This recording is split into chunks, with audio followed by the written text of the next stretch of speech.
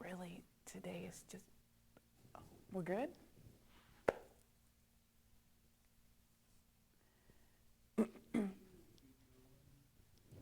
should be good.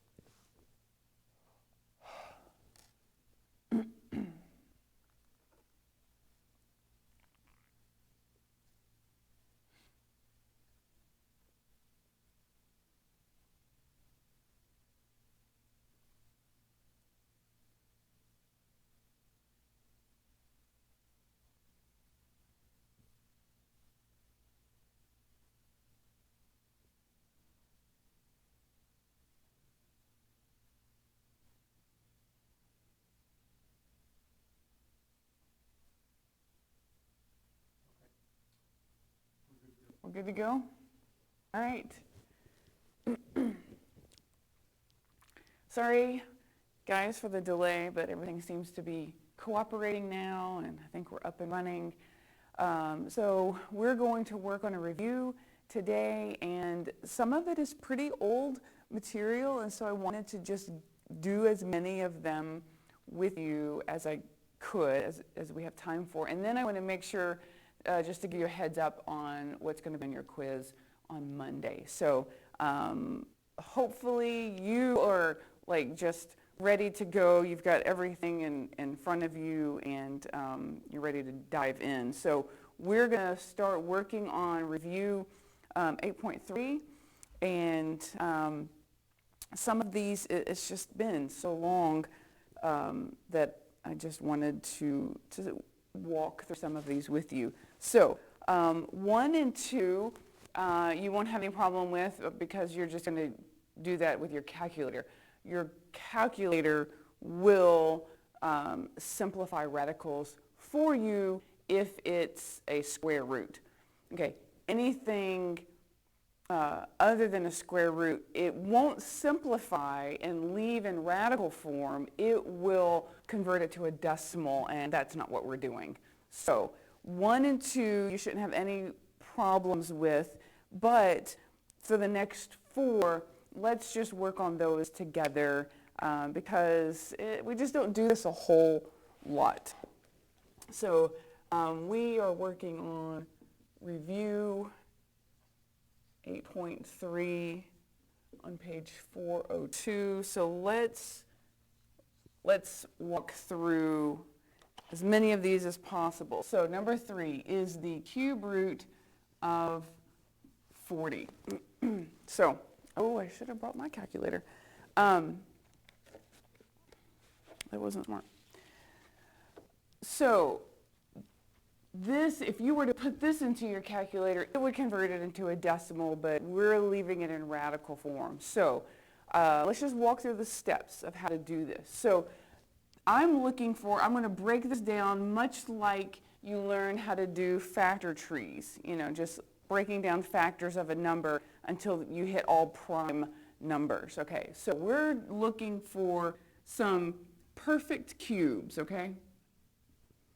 Okay, so I'm just looking for the cube root of something and the cube root of something. So I need to find two radicants that multiply to 40. So I'm going to start walking through my perfect cubes, okay? So let's see, 2 cubed is 2 times 2 times 2. That's 8. 3 cubed is 3 times 3 times 3. That's 27. These get big really fast. 4 cubed is 4 times 4 times 4. Okay, so already, we're at 64. That's more than 40. Okay, so we don't have to go any farther. So what I'm looking for is two numbers that multiply to 40, and I'm looking for a perfect cube. So here's this guy, okay?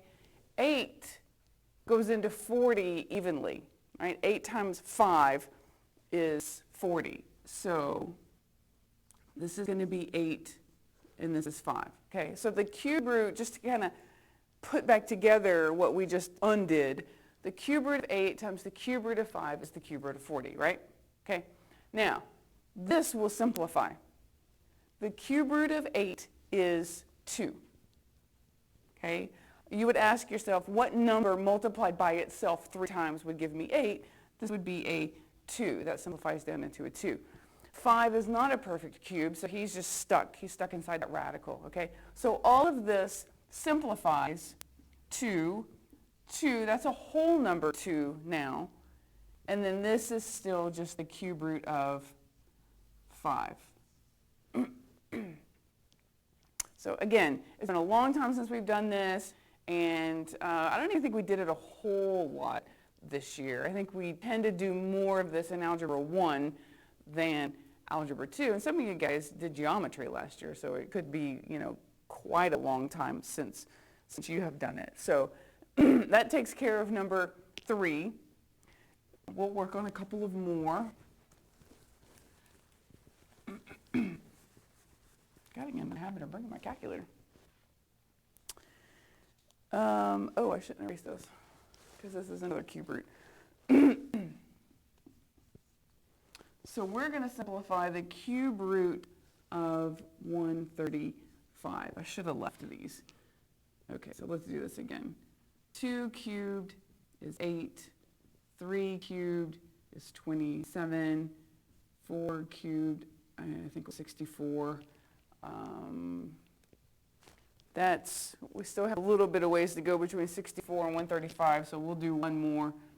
5 cubed is 5 times 5, which is 25 times 5, would be $1.25.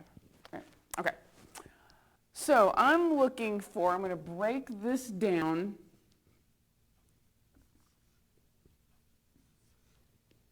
I need two numbers that multiply to 135.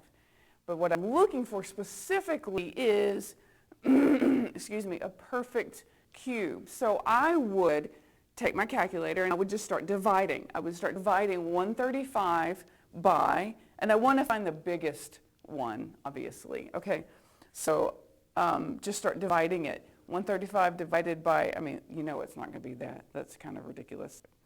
135 divided by 64. If that's not a whole number, if you don't get a whole number as an answer, that's not it. 27. 135 divided by 27, which I think is the magic number. I think it's a 5. Okay, so these are the steps that we take, okay? So I know 27 times 5 is 135. This is a perfect cube. The cube root of 27 is 3. You would ask yourself, what do I multiply by itself 3 times to get 27? Well, that's 3. 3 times 3 is 9. 9 times 3 is 27. So this is a whole number 3. Okay? So And then this, again, is not a perfect cube, so he stays in radical form just like this. So this simplifies to 3 times the cube root of 5. Okay, let's see. Hopefully you guys are following along okay.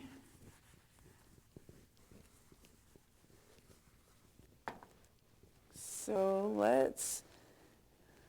okay, 5 is a square root, so it's something that you're pretty familiar with, but it has variables with exponents. So let's just review, because this is a skill that you need to keep in your toolbox. These ones are really small.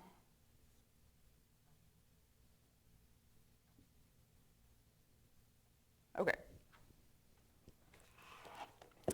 So hopefully you guys remember how to do this, right? So we're going to tackle these one at a time, okay? This radicand has a number. We're going to simplify that, okay? And then we have x's and y's and z's. I got 3 x's in here, I've got 7 y's in here, and I have 4 z's in here. And I'm going to do the square root, okay? So the first thing that I'm going to do is tackle my number, okay? So I'm going to break down the square root of 44. Lucky for you, it's a square root. Your calculator will do that for you and keep it in radical form. So that breaks down to 2 and 11. So I put my 2 out here because I know the 2 he's out. But I got to leave room here because some of these variables are going to come out and join him, okay? So if you just punched in, your calculator's going to spit out that, because this is the square root of 4 times the square root of 11, and then the square root of 4, that's your perfect square, okay? But again, your calculator will do that for you. Now, now this is we're trying to break these guys out of this radical jail. That's how we've described it in the past, okay? This is a pretty minimum security jail. They only need 2 in order to escape, okay? If this was a cube root, they would need 3 in order to get out, okay? If it's a 4th root, they need 4. They can only come out in groups of 4, okay? So this is a square root. If there's not a number here, I understand it to be a 2, okay? So if I have 3 x's inside, they come out 2 at a time, okay? So 2 out of the 3 are going to come out. So there's 1 pair of x's. And then I got 1 guy left inside. He didn't have a partner to help him break out, so he's left inside. All right? So the math that you're doing is division. You're dividing 3 by 2. This is how many come out. The remainder is how many are left inside. Okay? They come out in groups of 2s. We've looked at it this way. X cubed means I've got 3 x's in there. Okay, this is another way to look at it. They come out in groups of 2. So there's 2. They get to come out.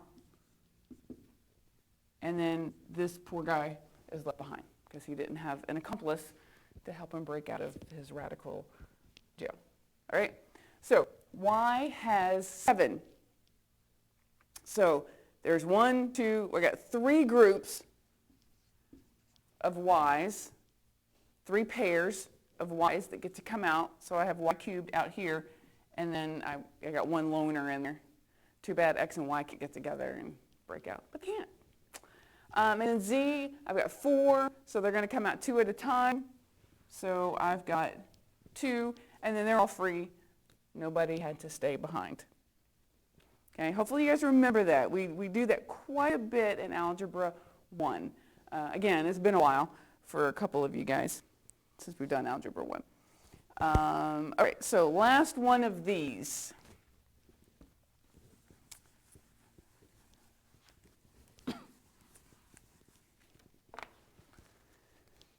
Number 6. So we're going to do the 4th root of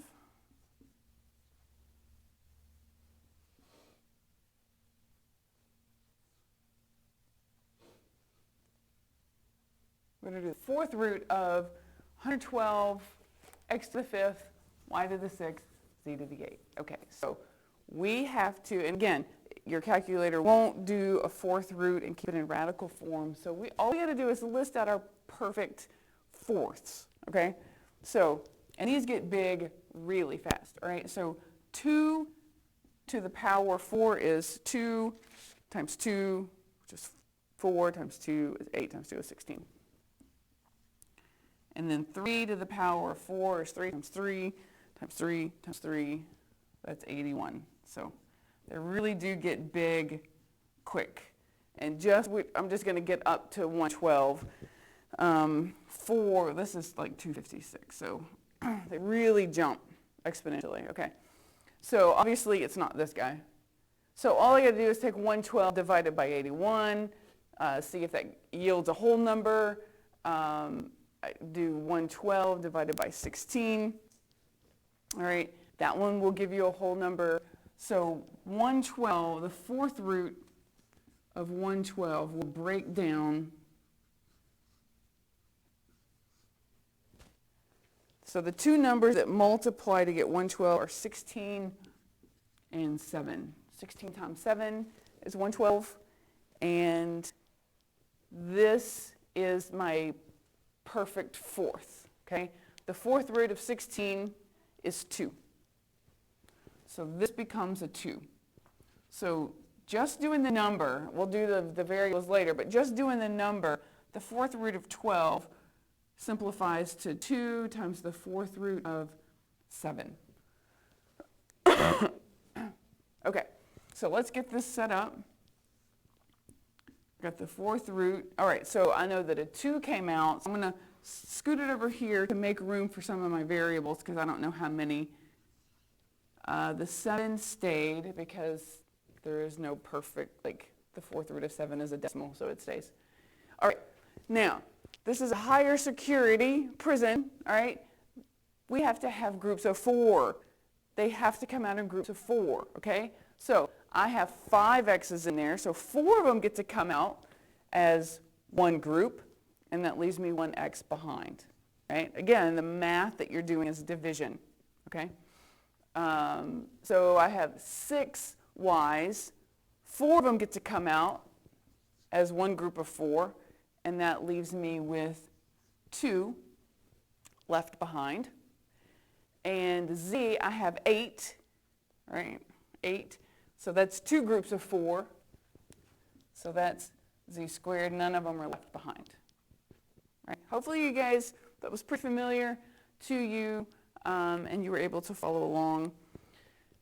So some of these, I'm going to do maybe 2 more just to refresh you on some of the formulas that you're going to need for these problems. Hopefully they're just like locked in your brain like cement, but just in case. So let's look at number 7. I am given 2 sets of coordinates and -3, 0. Okay, and the directions say find the slope-intercept form of a line using 2 given points. Okay, so the slope-intercept form or the y-slope-intercept form, you should remember the formula for that is y equals mx plus b. This is the y-slope-intercept form, okay? That is when y is by himself and positive, okay? That's it. Just by looking at this, I can graph a line on a Cartesian plane. This tells me where it hits the y-axis, this constant that's down here at the end, and then x's coefficient is the slope. Whether it's positive or negative, this is the slope. Well, for you it'd be positive, negative. All right? So, but I can't go from here straight to here, okay? I can punch in the slope. I can figure out what the slope is because I've been getting 2 sets of points, so I can use the slope formula for that. But I don't know, I can't determine where this guy's going to hit the y. So we need to use another formula. We need to use the point slope form first. Okay, so that you probably remember. That should look familiar to you. This is point slope form. So we have to go here first. From this information, we're going to use this formula, and then we can convert it from this to this formula to look like that, okay? So let's plug some stuff in. Now, you have an option here. Do it however you've done it in the past. You can substitute the formula for slope right here, like you can do y2 minus y1 over x2 minus x1, and just plug everything into here. Or you can step out of your problem and find slope. And then put it back in. You're going to have to do it either way. It doesn't matter, okay? So we'll do it this way just because I can keep it bigger. If I try to do it here, it's just the writing is going to get kind of small. So let's go ahead and find the slope of this line right here, all right? So I have y2, so that's my second y, which is 0. I put that minus sign there because it is part of the formula. You write it no matter what. And then y1, my first y, is 5 over x2, my second x, is negative 3 minus, always write that no matter what, my first x is 4. So 0 minus 5 is negative 5. Negative 3 minus 4 is negative 7. Two negatives make a positive. So the slope is 5 over 7. All right, so let's come back to our point slope form. So this y stays. That minus sign stays as part of the formula. And then y1, my first y, is 5. Positive 5. Okay? Now I know the slope. I found it over here, so I can come back and substitute in 5/7. Open up your parentheses. That x stays. He's a constant. Write that minus sign. It is part of the formula. And then my first x is 4. Now, if he had been a negative 4, I would have turned that negative sign into a positive, because when you subtract a negative, you add, okay? I'm sure you guys remember all that. Now, so from here, there are several different ways that you can tackle this. If you're using a calculator, which I'm sure you are, you can just distribute this 5/7 through on the right side, because your calculator can very easily handle fractions. So you could distribute this and then just take this negative 5 and move it over and then combine your constants. Not having a calculator, I probably wouldn't do it that way. But another way that you can do it is you can, I'm going to get rid of this fraction. That's what I'm going to do. Not having a calculator. I'm going to multiply both sides by 7, just so that I can eliminate that fraction. Okay. Now, I'm going to give y a coefficient that I'm just going to have to get rid of later. But again, this is only because I don't have a calculator. So 7y minus 35. And some of you guys, I know you prefer it this way. Even with a calculator, you prefer this method. So I'm going to distribute the 7 on the left, and then I'm going to distribute the 5 on the right. And then, again, this is the goal. I'm just trying to get y by itself and positive. So he's going to stay here. This guy's going to stay there. That negative 35 is going to come over and become a positive. Okay? So now I can just combine these. So all I'm doing is 35 minus 20. That's a positive 15. Okay? Now I'm just one step away from it being in the y-slope-intercept form. I just have to get rid of this coefficient right here. So everybody gets divided by a 7. Okay, now keep this two different fractions.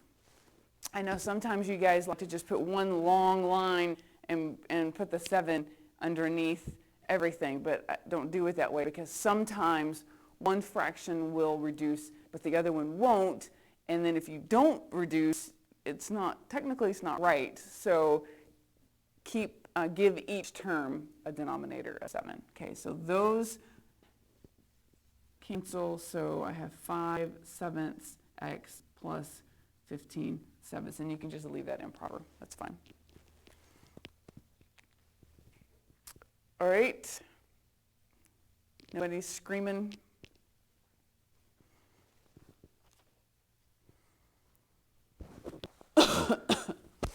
All right, so let's try to get one more out. That was 7. Do 8 the same way. Fortunately, all this is recorded, so if you're not writing it down fast enough, you can go back. So let's do 9, just because it's got a different set of instructions. And we'll squeeze this out. I know some of you guys have Spanish right on the heels of this. And I just want to let you guys know what's on the quiz. Sorry, I'm going to push you to the limits today, time-wise. Okay, so number 9. I am given a set of coordinates, and I'm given an equation.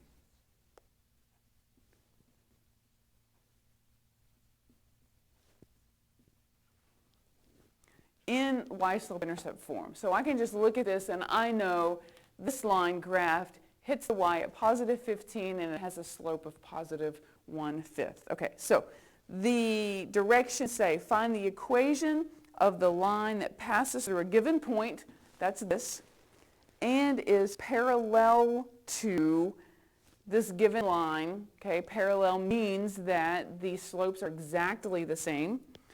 And we are supposed to put it in standard form. Standard form means x and y are on the left of the equal sign, the whole number's on the right. X term is positive and there are no fractions in it whatsoever. So we're going to do this really like rapid fire. So we're going to do point slope form.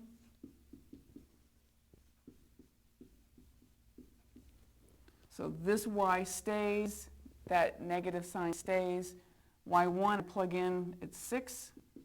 All right, so now I've got to plug in slope. So the directions said that they have to be parallel.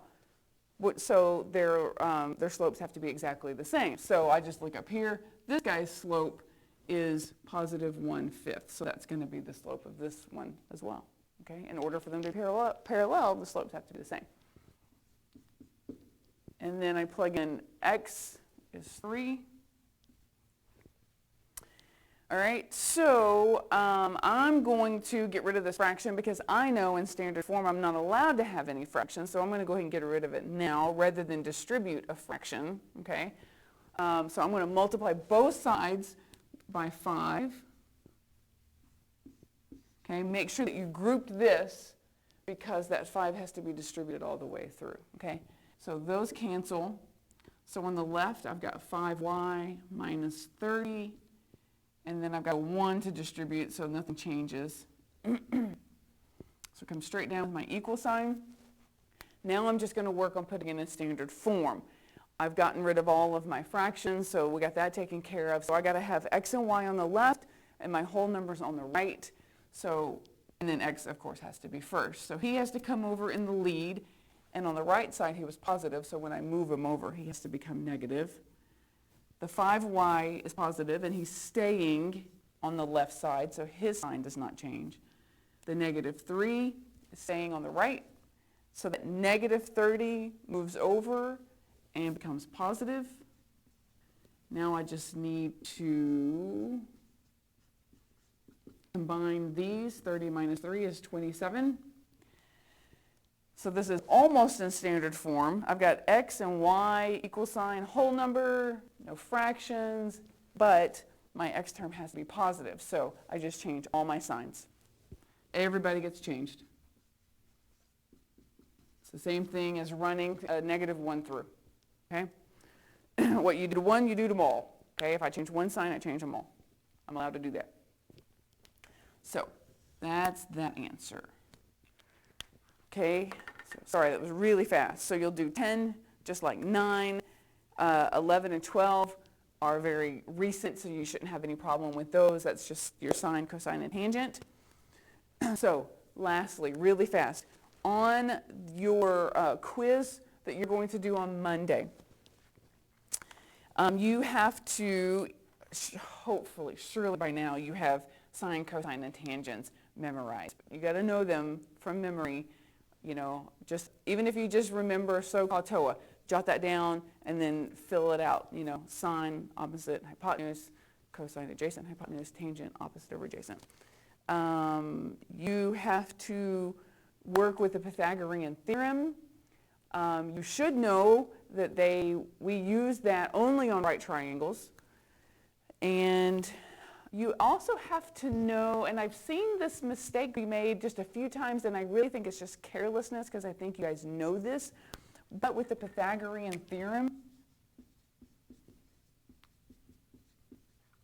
A and B are your legs. C has to be your hypotenuse. I'm seeing a few just careless, I think they're just carelessness of you plugging in a number, a hypotenuse in for A or B. Okay, just remember, C is the only one that has to be a particular side. Okay, hypotenuse has to be C. So you'll see when you get your packets back on Monday, some of you know, there were just a few little mistakes. C can only be the hypotenuse. You're going to have to be able to identify, you know, what's adjacent, what's opposite, what's hypotenuse, and you're going to have to piece together the sides of a triangle. Like if you're given a tangent, you may have to tell what the cosine is. So you're going to have to use that given information, plug it in, you know, use the Pythagorean to be able to find that third side. So you have to piece a triangle together given one trig function in order to find another trig function. So, and that's what you're doing on this review too. So if you don't have any problems with that, then you shouldn't have any problems. So the quiz is over section 8.2, I believe. Yeah. So if you want to, you know, you kind of skim through that chapter. It's not the assignment that we just wrapped up. It's the one before. So I know I need to let you guys go. Several of you guys have Spanish that you got to switch over to, and so I won't be here Monday because you guys just have a quiz to do. So we will pick up on Tuesday, and next week is going to be pretty challenging. So you're probably going to want to make it a priority to be present with me next week. Okay, it's going to be a challenge to go through what we're going to do next week. Yes, sir? Ryan says on the sine and cosine problems, it says do not use a calculator. What do they do? You're just plugging in. You're just plugging in the given information is what you're doing. Just draw a right triangle. Whatever trig function they've given to you, plug it in into the triangle. I mean, you can use the calculator for like the Pythagorean, or I mean, you can use it for that. That's fine. So just piece it together. And you've done that. You've done that in your lesson.